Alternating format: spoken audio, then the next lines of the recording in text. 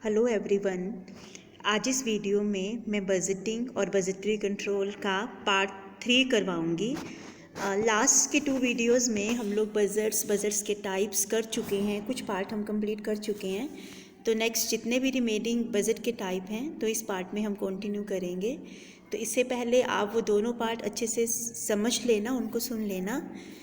तो इसके अंदर जो हम अगले बजट की बात करते हैं वो है परफॉर्मेंस बजट। बजट मैंने आपको बताया था, बजट बेसिकली जो भी हम लोग का फ्यूचर का प्लान होता है, फ्यूचर में जो हम अचीव करना चाहते हैं, जो फ्यूचर के हमारे एक्सपेंसेस होंगे, जो भी हमारे रेवेन्यूज़ होंगे, जो भी हमारी इनकम होंगी, तो उन सबको मनी के टर्म में प्रेजेंट करना ही बजट होता है। तो बजट के कुछ टाइप हम कर चुके हैं, लाइक कैश बजट था, प्रोडक्शन बजट था, मटेरियल बजट हमने किया, कैपिटल एक्सपेंडिचर बजट क्या होता है, प्रोडक्शन बजट क्या है, परचेज बजट, तो ये सारे बजट हम कर चुके हैं। तो जो इस वीडियो में कुछ और हम टाइप कवर करेंगे, जिसमें पहला है परफॉर्मेंस बजट। तो परफॉर्मेंस बजट, इसके नाम से ही क्या क्लियर है कि ये बजट बेसिकली परफॉर्मेंस के रिगार्डिंग होता है, कि जो भी हमारी फ्यूचर की एक्टिविटीज़ होने वाली हैं, जो भी फंक्शंस हम परफॉर्म करने वाले हैं, तो उसको हम परफॉर्मेंस बजट के अंडर लेते हैं। तो परफॉर्मेंस बजट को कैसे डिफाइन किया गया है? It is based on function, activities and project. तो ये फंक्शंस, एक्टिविटीज़ और प्रोजेक्ट्स के ऊपर बेस्ड होता है। इसको हम एक ऐसा बजटिंग सिस्टम भी कह सकते हैं जिसके अंदर जो हमारी परफॉर्मेंस है, जो हमारे एंड रिजल्ट्स हैं, जिनको हमने अचीव करना है, तो उनको हम कंसिडर करेंगे। ये एक ऐसा सिस्टम होता है जो परफॉर्मेंस को के अप्रेजल में हेल्प करता है।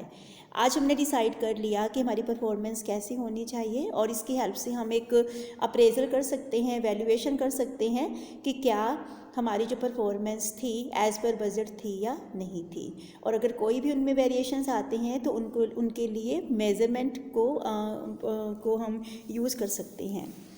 तो अगर हम एक कन्वेंशनल सिस्टम के साथ कंपेयर करें, जो एक ट्रेडिशनल सिस्टम था, उसमें बेसिकली जब बजट की बात होती थी तो वो यही था कि हम फ्यूचर में कौन से एक्सपेंडिचर हमारे होंगे, मतलब कितना मनी हमने कौन से एक्सपेंडिचर के ऊपर स्पेंड करना है, तो ये प्री डिसाइडेड होता था। इसको हम लिस्ट ऑफ एप्रोप्रिएशंस भी कह सकते हैं कि कौन से खर्चे हमने करने हैं, कंसर्न डिपार्टमेंट कौन से खर्चे करेगा और कितनी लिमिट तक करेगा। तो उसके जो खर्चे हैं उस बजटेड अमाउंट से ज़्यादा नहीं होने चाहिए। ओके, अगर वो ज़्यादा हो जाएंगे तो मीन्स वो वेरिएशंस की वजह से हैं। लेकिन अगर हम एक परफॉर्मेंस बजट की बात करें तो इसमें जो ज़्यादा इंपॉर्टेंस है वो किसके ऊपर है? एक्सपेंसेस हमने कितने करने हैं इसको कंसिडर नहीं किया जाता, रादर ये देखा जाता है कि हम कौन सी परफॉर्मेंस को हमें अचीव करना है, कौन से हमारे एंड रिजल्ट्स होंगे, कौन से हमारे रिजल्ट्स हैं जिनको हमने अचीव करना है। तो परफॉर्मेंस बजट को हम कैसे डिफ़ाइन कर सकते हैं? इसको परफॉर्मेंस बजट एक ऐसा बजट होता है जो फंक्शंस, एक्टिविटी और प्रोजेक्ट्स के ऊपर बेस्ड होता है। मतलब हमें जो भी हमने काम, कौन सा काम हमें कंप्लीट करना है, उसकी इम्पोर्टेंस को कंसिडर किया जाता है। कितना इफ़ेक्टिवली हम उस काम को ख़त्म करेंगे तो हमारी परफॉर्मेंस कैसी होनी चाहिए। तो परफॉर्मेंस बेसिकली जो रिलेशनशिप बताती है वो हमारे इनपुट और उनका डायरेक्ट आउटपुट क्या होगा, कि हमारी कॉस्ट कितनी है और उनका क्या आउटपुट होगा, तो उसको कंसिडर करते हैं। ठीक है, तो परफॉर्मेंस बजटिंग में कौन कौन से स्टेप्स आते हैं? सबसे पहले तो अलग अलग प्रोग्राम्स के लिए एक परफॉर्मेंस क्राइटेरिया डेवलप कर दिया जाता है कि इस प्रोग्राम का ये परफॉर्मेंस होनी चाहिए। फिर हम उसके बाद जो भी हमारी परफॉर्मेंस है अलग अलग प्रोग्राम की, उसकी असेसमेंट होती है, उसका वैल्यूएशन होता है।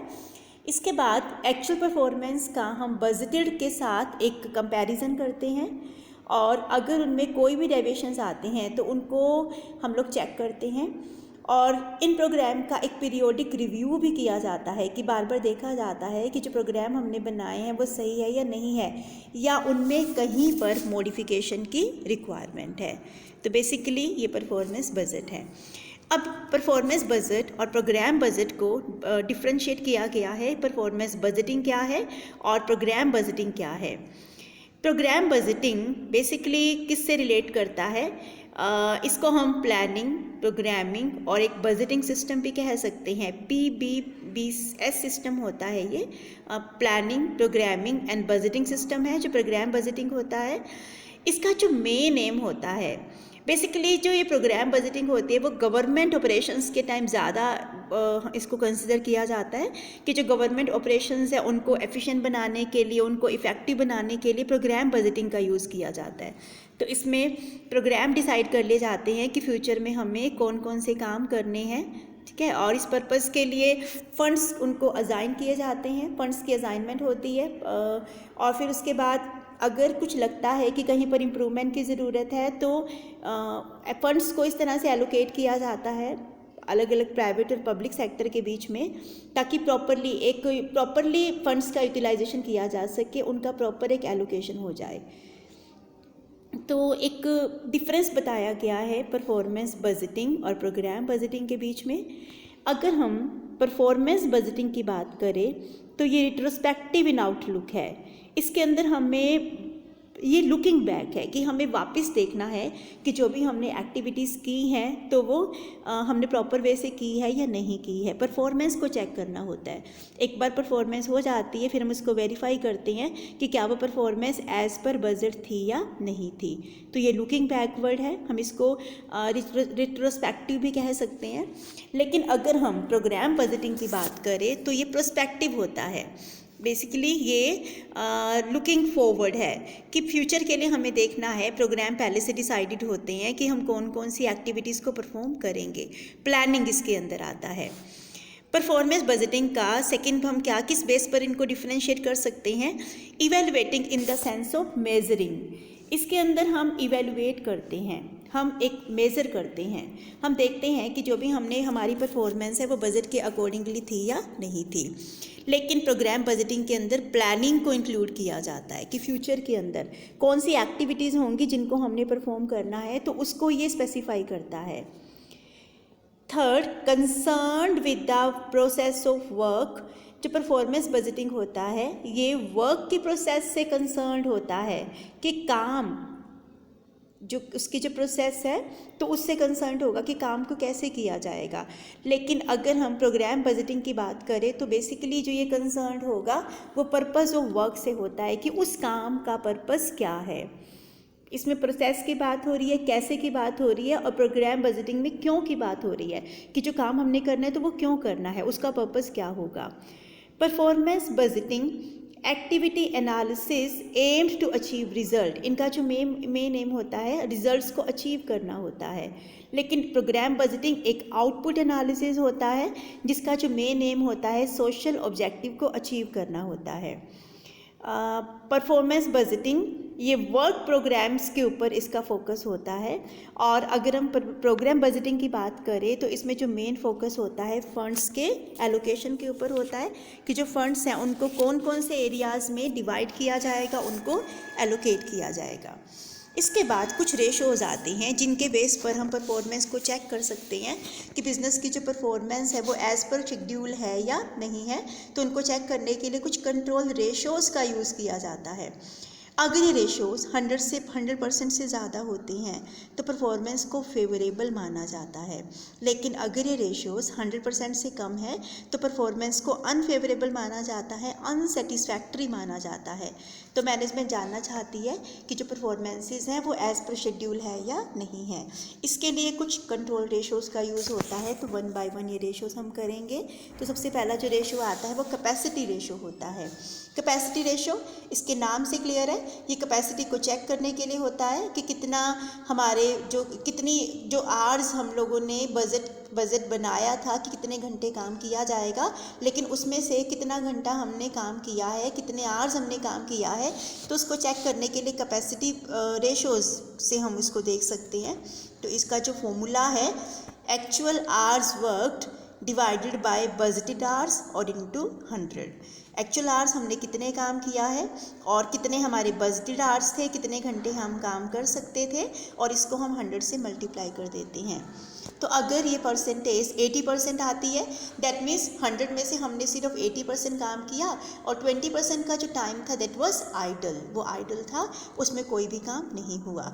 कि अगर हम और काम करते तो हम 20% रिमेनिंग कैपेसिटी का भी यूटिलाइजेशन कर सकते थे। तो कैपेसिटी रेशो बेसिकली कैपेसिटी को डिपिक्ट करता है कि हमारी कैपेसिटी हमने कितनी यूटिलाइज की है। इसके बाद जो सेकंड आता है वो है एक्टिविटी रेशो। एक्टिविटी रेशो ये क्या दिखाता है कि जो लेवल ऑफ एक्टिविटी था कितना हमने ड्यूरिंग द पीरियड हमने अटेंड किया है। तो इसमें एक्चुअल प्रोडक्शन का स्टैंडर्ड आवर्स कितना होगा कि जितना एक्चुअल प्रोडक्शन है उसके लिए स्टैंडर्ड आवर कितने लगते हैं, नॉर्मली कितना आवर लगते हैं, लेकिन हमने बजटेड आवर्स कितना डिसाइड किया था उससे हम डिवाइड करते हैं और इसको मल्टीप्लाई कर देते हैं 100 से। तो ये भी 100% से ज़्यादा होना ज़रूरी है। अगर ये 100% से कम था तो हमने इफ़ेक्टिवली काम नहीं किया। इसके बाद नेक्स्ट आता है एफिशिएंसी रेशियोज़। एफिशिएंसी रेशियोज़ हमें बताता है कि ये बताता है कि हमने एक पर्टिकुलर पीरियड में कितनी एफिशिएंसी को हमने अटेन किया। अगर ये रेशो सपोज अगर ये रेशो 130% है तो ये शो करेगा कि हमने अपनी एफिशिएंसी से 30% ज़्यादा काम किया है। ये हमारी जो एफिशिएंसी है वो 30% ज़्यादा हो चुकी है। लाइक अगर स्टैंडर्ड आर हमारा एक्चुअल प्रोडक्शन का अगर ये कम है, इसको हम डिवाइड कर देते हैं एक्चुअल आवर्स हमने कितना काम किया है, एक्चुअल आवर वर्क से हम डिवाइड करते हैं कि स्टैंडर्ड आवर कितना था और हमने कितने घंटे ज़्यादा काम किया है और इसको मल्टीप्लाई कर देते हैं 100 के साथ। तो जब ये रेशो आएगा तो वो हमारा एफिशिएंसी रेशो होगा। जैसे अगर हमारा स्टैंडर्ड आवर था 11,000 का और हमने एक्चुअल जो आवर्स काम किया वो 10,000 है इंटू 100, इसका मतलब हमने 110% जो था अपनी एफिशिएंसी को कवर अप किया, तो हमने 10% ज़्यादा काम किया। इसके बाद जो लास्ट रेशो आता है दैट इज़ कैलेंडर रेशो। ये बताता है कि जो हमारा बजटेड वर्किंग जो डेज़ हैं और हमारे एक्चुअल वर्किंग डेज़ हैं तो उन दोनों का प्रपोर्शन ये हमें दिखाता है कि एक्चुअल वर्किंग डेज़ हमारे बजटेड वर्किंग डेज से कम है या ज़्यादा है। अगर रेशियो 100% से कम है तो हमारे एक्चुअल वर्किंग डेज ज़्यादा है budgeted number of working days से, और अगर ये कम है तो इसका मतलब हमने एक्चुअल वर्किंग डेज कम काम किया। तो कैलेंडर रेशियो से हम कैसे कंप्यूट कर सकते हैं? कैलेंडर रेशियो में number of actual working days in a period को हम डिवाइड कर देते हैं number of working days in the budgeted period और इसको मल्टीप्लाई कर देते हैं 100 के साथ, तो वहाँ से हम कैलेंडर रेशियो कंप्यूट कर सकते हैं। तो ये कुछ ऐसे रेशोज़ हैं जो कंट्रोल करने में हेल्प करती है और मैनेजमेंट कंट्रोलिंग सिस्टम का एक पार्ट हम इसको कह सकते हैं। इसके बाद बजटिंग की एक और टाइप आती है that is zero base budgeting. इसके नाम से क्लियर है कि इसमें जब भी बजटिंग की जाती है तो इसका कोई भी बेस नहीं होता है। विदाउट बेस हम इस तरह की बजटिंग करते हैं। ये बजटिंग की बहुत ही एक लेटेस्ट टेक्निक हम इसको कह सकते हैं। इस टेक्निक को सबसे पहले 1962 में अमेरिका में यूज़ किया गया था। इसको बहुत ज़्यादा अब यूज़ किया जाने लगा है एज ए मैनेजरियल टूल। इसका नेम सजेस्ट करता है कि ये स्टार्ट कहाँ से होता है, फ्रॉम अ स्क्रैच स्टार्ट होता है, कि ज़ीरो से स्टार्ट होता है। ज़ीरो बेस बजटिंग में हर एक ईयर को हम एक नया ईयर लेके चलते हैं और इसमें किसी भी प्रीवियस ईयर को एज ए बेस नहीं लिया जाता। तो बजट इस ईयर के लिए हम कैसे बनाते हैं, ये प्रेजेंट सिचुएशन के अकॉर्डिंग बनता है। वही जस्टिफाई करते हैं कि इस टाइम हमारी सिचुएशन क्या है और अकॉर्डिंगली बजट को बनाते हैं। तो एक ऐसा बजटिंग, एक ऐसी प्रोसेस होती है, प्लानिंग या बजटिंग है जिसमें जो सारा बजट होता है तो मैनेजर को जस्टिफाई करना होगा कि क्योंकि ज़ीरो से स्टार्ट हो रहा है तो उसको जस्टिफाई करना होगा कि ये खर्चे हमें क्यों करने हैं, why he should spend money at all, उसे ये सारा खर्चा क्यों करना है। तो इसके अंदर बहुत सारी एक्टिविटीज़ को एनालाइज करने की ज़रूरत होती है, ठीक है। उसके बाद एक उनका सिस्टमेटिक एनालाइज किया जाता है जो भी अलग अलग एक्टिविटीज़ हैं और उनको इम्पोर्टेंस के अकॉर्डिंग एक रैंकिंग दे दी जाती है, ऑर्डर में उनको अरेंज कर दिया जाता है कि जैसे हमें प्रोडक्शन के ऊपर कितना मनी स्पेंड करना है, सेल के ऊपर हमें कितना मनी स्पेंड करना है, मार्केटिंग एक्टिविटीज़ के ऊपर हमें कितना मनी स्पेंड करने की रिक्वायरमेंट है, कितना रॉ मटेरियल हमें अपने पास स्टॉक करके रखना होगा। तो ये सारी एक्टिविटीज़ के रिगार्डिंग हमें पास्ट में कुछ भी नहीं झांकना, पास्ट को हमने नहीं देखना, हमें जस्ट फ्यूचर के लिए प्लान करना है और वो भी प्रेजेंट सिचुएशंस के बेस पर कि प्रोडक्शन हमारा बढ़ेगा, कम होगा, सेल ज़्यादा होंगी, कम होगी। तो उन सब के बेस पर ही अलग अलग एक्टिविटीज़ के लिए डिसाइड कर दिया जाता है कितनी एक्टिविटी के लिए हमें कितनी मनी की रिक्वायरमेंट है और उसके बेस पर हम बजट बनाते हैं। जीरो बेस्ड बजटिंग के अंदर मैनेजर को जस्टिफाई करना होगा कि why he wants to spend, वो मनी क्यों स्पेंड करना चाहता है। अलग अलग एक्टिविटीज़ के ऊपर जो मनी हमने स्पेंड करना है तो उनको प्रेफरेंस वाइज, प्रायोरिटी वाइज उनको अरेंज कर दिया जाता है। फिर उसको ये भी प्रूव करना होगा कि कौन सी एक्टिविटी असेंशियल है, कौन सी ज़रूरी है और इसके लिए कितने मनी की रिक्वायरमेंट है। तो ये सारा जो एक्टिविटीज़ हैं वो सारी जीरो बेस्ड बजटिंग में आती हैं। तो जीरो बेस्ड बजटिंग और अगर हम एक ट्रेडिशनल बजटिंग का कंपैरिजन करें, जो ट्रेडिशनल बजटिंग था ये बेसिकली अकाउंटिंग ओरिएंटेड होता था, डिसीजन ओरिएंटेड नहीं था। मतलब इसमें पास्ट डाटा के बेस पर ही हम सारा देखते थे कि पास्ट में क्या सिचुएशन थी, तो उसके बेस पर ही हम फ्यूचर के लिए हम लोग प्लान कर सकते हैं। लेकिन अगर हम जीरो बेस्ड बजटिंग की बात करें तो ये डिसीजन ओरिएंटेड है। इसमें जो मेन एम्फेसिस होता है वो वाई के ऊपर है। ट्रेडिशनल बजटिंग में हाउ मच, कितना मनी हमें स्पेंड करना है, लेकिन अगर हम जीरो बेस्ड बजटिंग की बात करें तो उसके अंदर जो बेसिक है उसके अंदर बात हो रही है कि हाउ मच, कि हमें कितना मनी स्पेंड करना, वाई हमें क्यों स्पेंड करना है। और ट्रेडिशनल बेस्ड बजटिंग एक्सपेंडिचर की तरफ देखना है, लेकिन अगर हम एक जीरो बेस्ड बजटिंग की बात करें तो इसमें जो मेन मोटिव है वो ऑब्जेक्टिव को अचीव करना है। ट्रेडिशनल बजटिंग के अंदर देखा जाता है कि एक्सपेंडिचर में पास्ट में हमारे जो एक्सपेंडिचर थे उनमें कितना इंक्रीज़ और कितना डिक्रीज़ हुआ। लेकिन अगर हम जीरो बेस्ड बजटिंग की बात करें तो इसका जो मेन फोकस है कॉस्ट बेनिफिट एनालिसिस के ऊपर है कि कॉस्ट को कैसे मिनिमाइज़ किया जा सकता है और बेनिफिट्स को कैसे बढ़ाया जा सकता है। ट्रेडिशनल बजटिंग में बेसिकली इसमें जो कम्युनिकेशन होता है वो वर्टिकल होता है, लेकिन अगर हम जीरो बेस्ड बजटिंग की बात करें तो इसमें कम्युनिकेशन दोनों तरफ टू वे इसका कम्युनिकेशन होता है, वर्टिकली भी हो सकता है और हॉरिजॉन्टली भी हो सकता है। तो इससे क्लियर है कि जीरो बेस्ड बजटिंग ज़्यादा एफिशिएंट है, ज़्यादा इफ़ेक्टिव है। इसके बाद ज़ीरो बेस्ड बजटिंग की प्रोसेस आती है। तो प्रोसेस के अंदर अलग अलग इसके स्टेप्स हैं। जो पहला पार्ट है प्रोसेस का, that is objective of budgeting. सबसे पहले तो हमें बजटिंग का ऑब्जेक्टिव डिटरमाइन करना होगा कि हम ये बजटिंग क्यों करना चाहते हैं। ऑब्जेक्टिव के लिए रिक्वायरमेंट है इट शुड बी क्लियर होना ज़रूरी है। अगर ये क्लियर होगा तभी हम इन ऑब्जेक्टिव को अचीव करने के लिए एफर्ट्स कर सकते हैं। अलग अलग ऑर्गेनाइजेशंस के अलग अलग ऑब्जेक्टिव हो सकते हैं। जैसे कुछ कंसर्न क्या मान सकती है कि वो एक्सपेंडिचर को कम करने का उनका ऑब्जेक्टिव हो सकता है। कुछ एक प्रोजेक्ट को बंद करना चाहते हैं, किसी और को प्रेफरेंस देना चाहती है। तो इसके लिए ज़रूरी होता है कि पहले ऑब्जेक्टिव का क्लियर होना ज़रूरी है। सेकंड आता है extent to which zero based budgeting is to be applied. इसके बाद फिर हमें ये देखना है कि जीरो बेस्ड बजटिंग को हमें कितना अप्लाई करना है, कि ये क्या हम सारी ऑपरेशनल एरियाज़ के ऊपर इसका यूज़ करेंगे या कुछ पर्टिकुलर एरियाज़ हैं जिन पर हमें ज़ीरो बेस्ड बजटिंग को अप्लाई करना है। तो उसके बाद हम उन सारी एक्टिविटीज़ को देखेंगे कि कौन कौन सी एक्टिविटीज़ के ऊपर हम ज़ीरो बेस्ड बजटिंग को अप्लाई करना चाहते हैं। देन इसके बाद जो थर्ड स्टेप आता है developing of decision packages. Next जो स्टेप है हमें डिसीजन पैकेजेस को डेवलप करना होगा।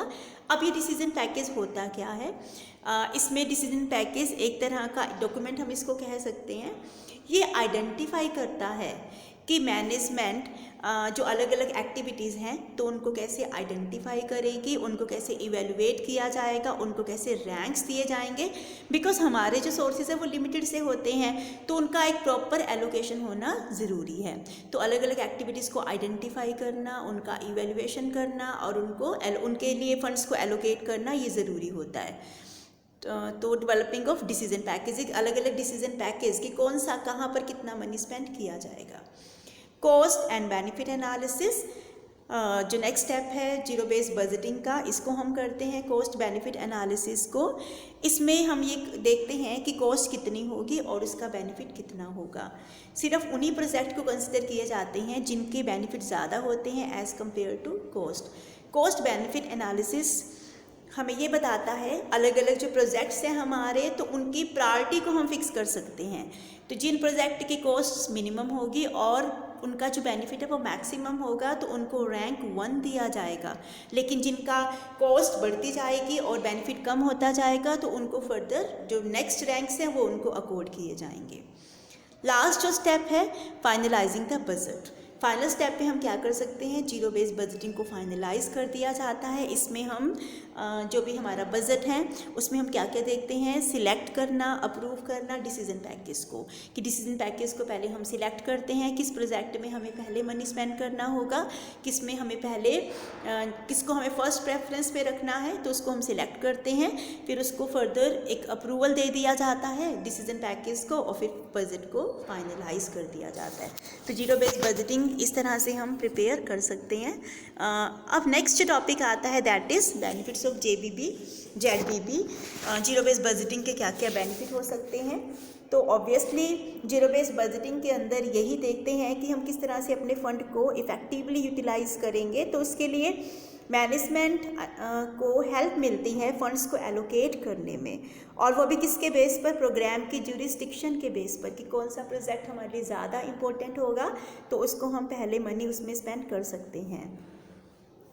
जीरो बेस्ड बजटिंग मैनेजमेंट की एफिशिएंसी को भी इम्प्रूव करने में हेल्प करता है, क्योंकि जो हर मैनेजर उसको जस्टिफाई करना होगा कि उसको रिसोर्सेज की क्यों डिमांड है, वो ये पैसा क्यों चाहता है।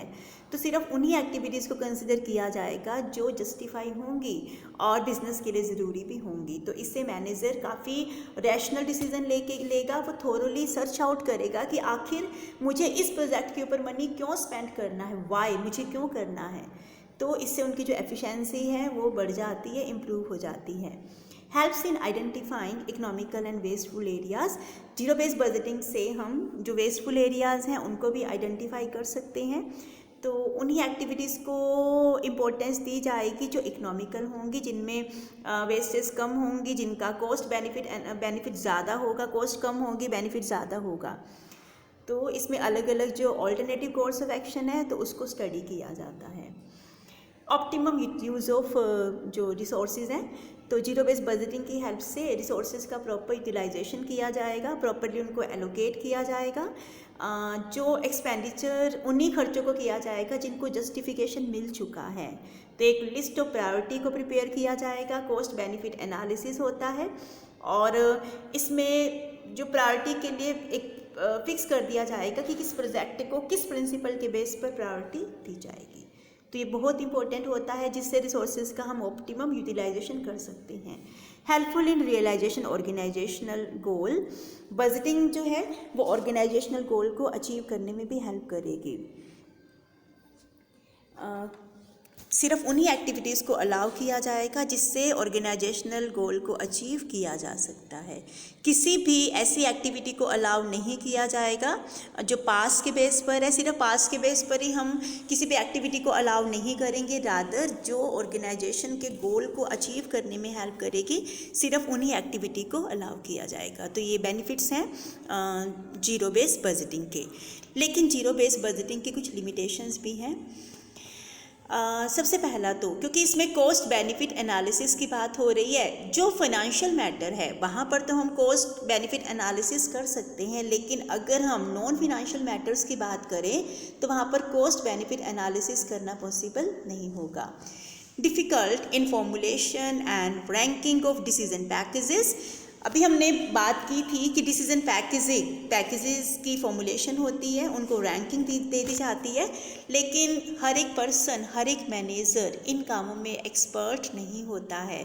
तो उसको डिसीजन पैकेज को फॉर्मुलेट करने में और उनको एक प्रॉपर सीक्वेंस में रखने में, उनको ऑर्डर देने में काफ़ी प्रॉब्लम्स को फेस किया जा सकता है। No scope of adjustment. Zero based budgeting के अंदर फिर बाद में एडजस्टमेंट करने के लिए किसी भी तरह का स्कोप नहीं होता है, चेंज नहीं कर सकते हैं। तो ये जो बजटिंग होता है वो फ्लैक्सिबल बजटिंग नहीं है। Heavy cost. Zero based budgeting में कॉस्ट अगर हम मनी के पॉइंट ऑफ व्यू से देखें तो भी ज़्यादा है, और टाइम के पॉइंट ऑफ व्यू से भी ज़्यादा होती है। तो इसके अंदर बहुत ज़्यादा टाइम ज़रूरी है हमारे लिए स्पेंड करना, और कॉस्ट ऑफ ऑपरेशंस भी ज़्यादा होती हैं। तो ये कुछ ड्रॉबैक्स हैं, कुछ कमियां हैं जीरो बेस्ड बजटिंग की।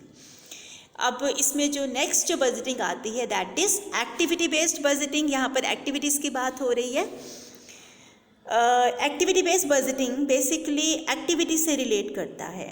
इसको हम एक्टिविटी बेस्ड कॉस्ट मैनेजमेंट भी कह सकते हैं। इसके अंदर बेसिकली ये जो मेथड होता है इसमें इनडायरेक्ट कॉस्ट को कंसिडर किया जाता है।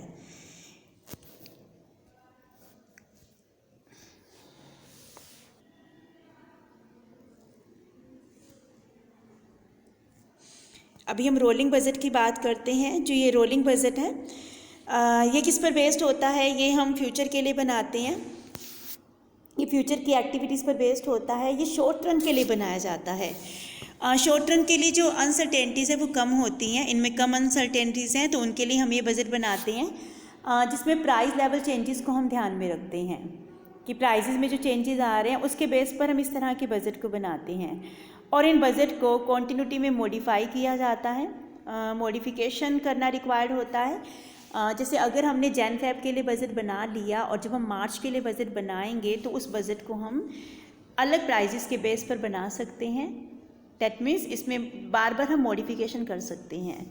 तो इस तरह के बजट को हम कॉन्टिन्यूस बजट या रोलिंग बजट कहते हैं। शॉर्ट रन के लिए बनता है और इसमें जो डिग्री ऑफ अनसर्टेनिटी होती है वो कम होती हैं, और ये जो बजट होती है उनको कॉन्टिन्यूटी में हम मॉडिफाई कर सकते हैं फ्यूचर के चेंजेस को ध्यान में रखते हुए। This was all about budget. Thank you.